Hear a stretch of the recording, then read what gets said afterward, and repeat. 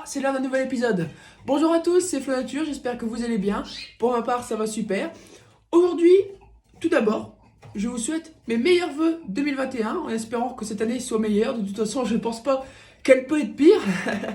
Aujourd'hui, c'est une vidéo pour vous, débutants, qui souhaitent se lancer dans l'élevage de canaris. Il faut un petit peu de temps et un minimum de matériel. C'est parti.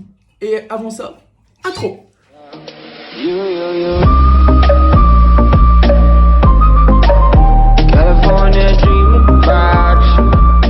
Donc c'est parti, on commence pour ce qui est matériel. Donc ici j'ai oublié une étape, mais je ne l'ai pas vraiment oublié, on y reviendra après, c'est tout ce qui est, c'est la cage en fait, hein, d'accord? Donc il vous faudra un buvoir, hein, qui me paraît logique, mais bon, là on est vraiment sur le matériel au détail. Le mangeoire, pour ce qui est graines, il vous faudra un mélange canari qu'on trouve dans tous les commerces, ainsi que la pâtée, mais j'y reviens juste après.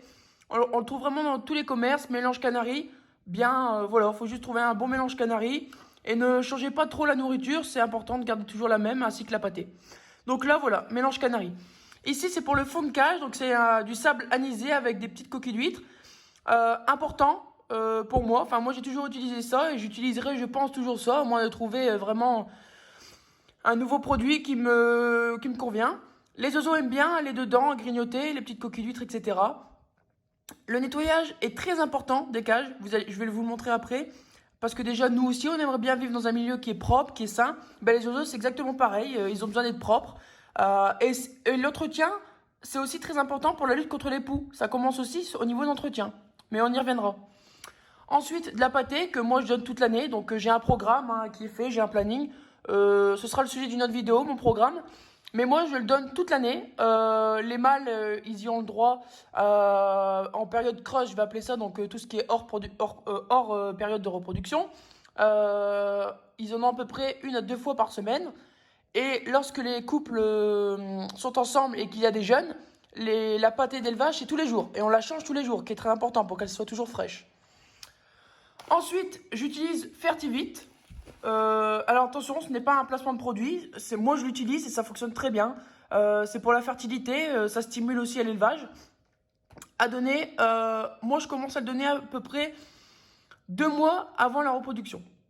Mais ça, ce sera le sujet de la vidéo pour la préparation. Mais ça, très important, pas tous les jours, je le donne à peu près, par exemple pour vous débutants, ce produit est bien utilisé 3 jours semaine par exemple. Donc pour ce qui est des doses, je vous informe de ça juste après.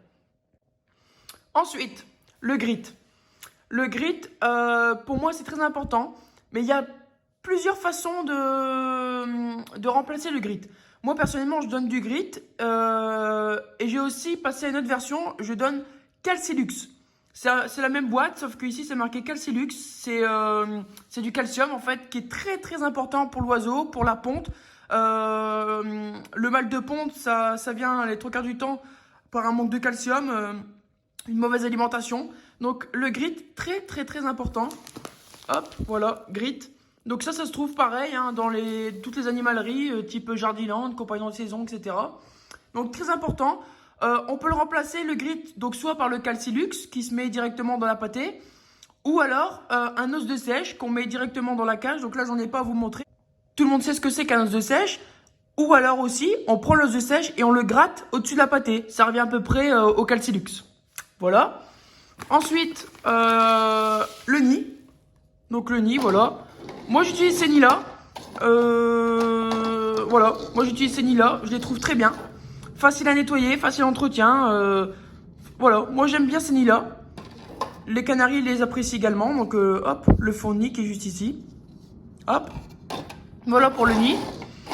Ensuite, comme Sharpie, j'utilise, moi, de la jute. Alors, la jute, pour moi, c'est très bien. Donc, je vais reprendre le nid pour discuter de la jute.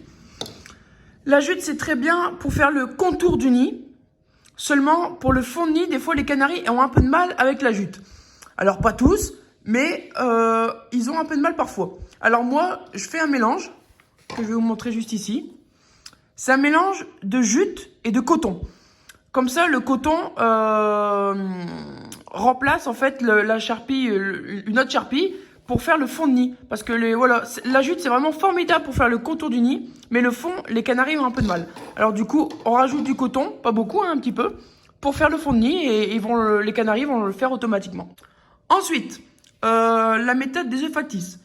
Pour moi, c'est important. Alors, toutes les cages de canaris ont leur boîte d'allumettes. Avec des graines canaris, bah voilà, hein, moi vous avez un mélange. Les œufs factices, pour moi, c'est important parce que moi, personnellement, mes femelles commencent très souvent à couver dès le premier œuf. Seulement, nous, le but, c'est qu'on puisse avoir le maximum de petits. Et ça commence par les œufs factices.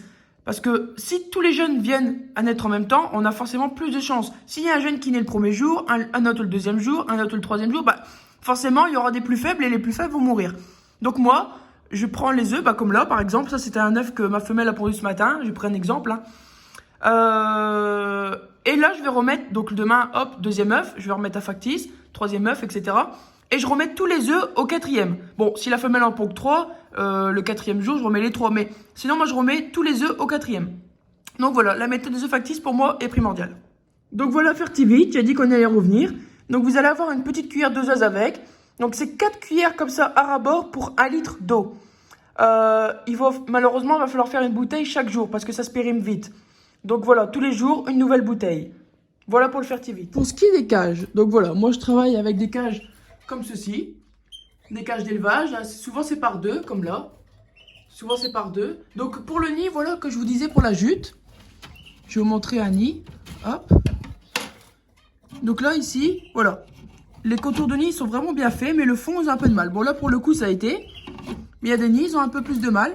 Donc c'est pour ça que je dis le coton est important. Mais moi le coton, ce couple-là n'en veut pas.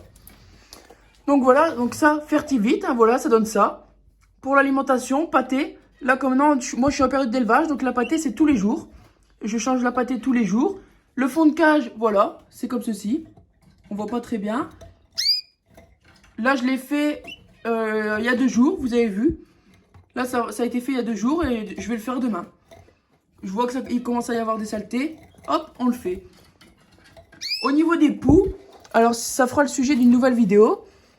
Voilà, ça a boni. Elle a pondu son premier œuf ce matin. Les poux, souvent, on peut les voir, les premiers signes, ici. Ici, en dessous du nid. Voilà, pour le coup, il n'y a pas de poux. Bah, ici, ils sont traités, mais bon, ce sera le sujet d'une nouvelle vidéo. Revenons à notre histoire de cage. Alors, il y a des éleveurs qui fonctionnent à mettre la femelle dans la cage et le mâle devant. Alors, je le faisais dans le temps. Seulement, je me suis rendu compte que maintenant, je mets le mâle dans la cage. Toute l'année, le mâle est tout seul dans la cage. Et la femelle, toutes les femelles sont ensemble. Au moment de la reproduction, je mets la femelle avec le mâle. Et je regarde comment ça se passe. Si ça se passe bien, je les laisse ensemble. Et je mets les nids à peu près une semaine après.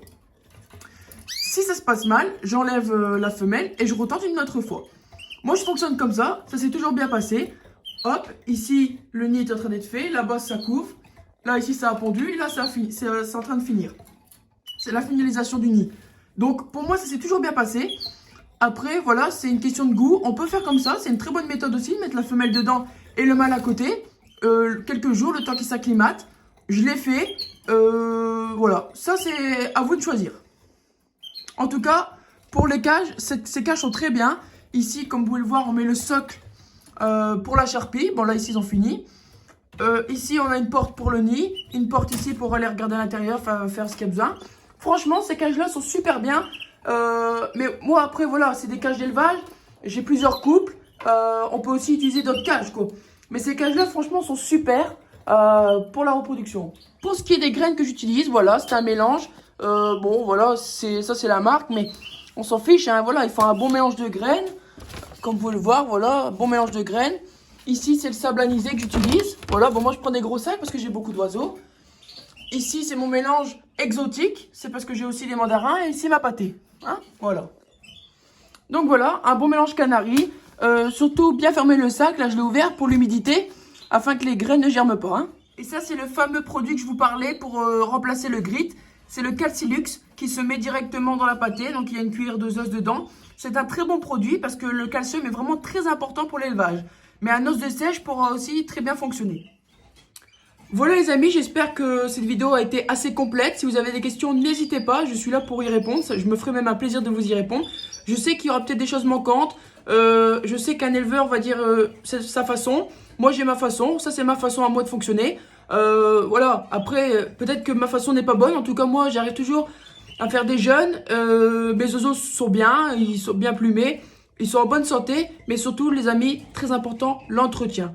Ça ne demande pas beaucoup de temps, mais voilà, tous les 3-4 jours, faire l'entretien, nettoyer les cages, ça c'est très important, surtout contre la lutte contre les poux. Ensuite, pour le choix des reproducteurs, c'est quelque chose que j'ai oublié d'en parler, je vous en parle tout de suite.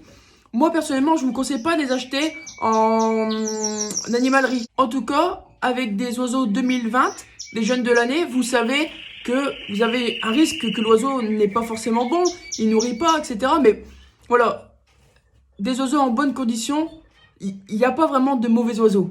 Il faut juste trouver le juste milieu, la technique. Donc, je vous conseille, pour acheter vos futurs couples, d'acheter directement chez des éleveurs. Des éleveurs qui seront là pour vous conseiller aussi, donner des petites astuces, des petits conseils. Ils vont vous donner de bons oiseaux, des couples reproducteurs, etc. Sur le Bon Coin, par exemple, c'est pas pour faire de la pub, mais au moins sur le Bon Coin, vous pouvez trouver des bons éleveurs.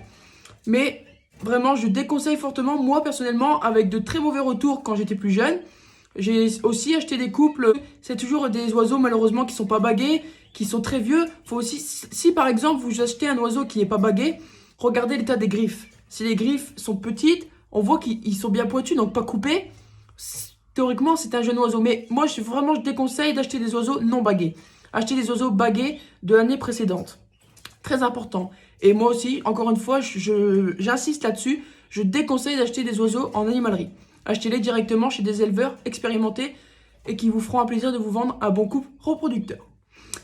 C'est tout pour cette vidéo, j'espère que cette vidéo vous aura plu et qu'elle sera le plus complète possible. Si vous avez des questions encore, n'hésitez pas. Et je vous dis à dimanche pour le petit suivi d'élevage. À bientôt, ciao.